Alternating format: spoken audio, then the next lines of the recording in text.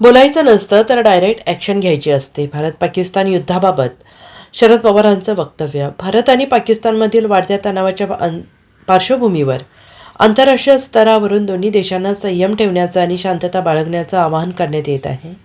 या पार्श्वभूमीवर राष्ट्रवादी काँग्रेस शरदचंद्र पवार पक्षाचे अध्यक्ष आणि माजी केंद्रीय मंत्री शरद पवार यांनी केलेल्या वक्तव्यांनी सगळ्यांच्याच भुवया उंचावल्या आहेत.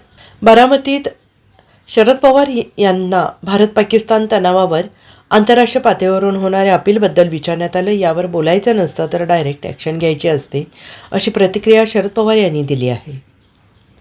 सध्या भारत आणि पाकिस्तानमधील तणाव शिगेला पोहोचला आहे. पाकिस्तानकडून वारंवार ड्रोन आणि क्षेपणास्त्र हल्ल्यांचे प्रयत्न केले जात आहेत. भारताने ऑपरेशन सिंदूरसारख्या कारवायांपासून पाकिस्तानला ठोस प्रत्युत्तर दिलेलं आहे. या पार्श्वभूमीवर शरद पवार यांचं वक्तव्य विशेष लक्षवेधी ठरतं आहे.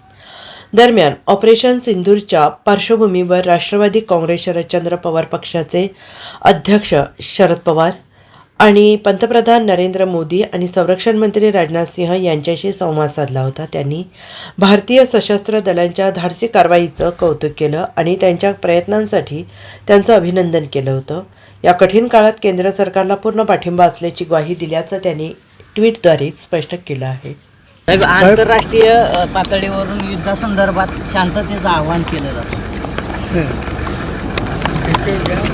बोलायचं नसतं न बोलता ॲक्शन घ्यायची.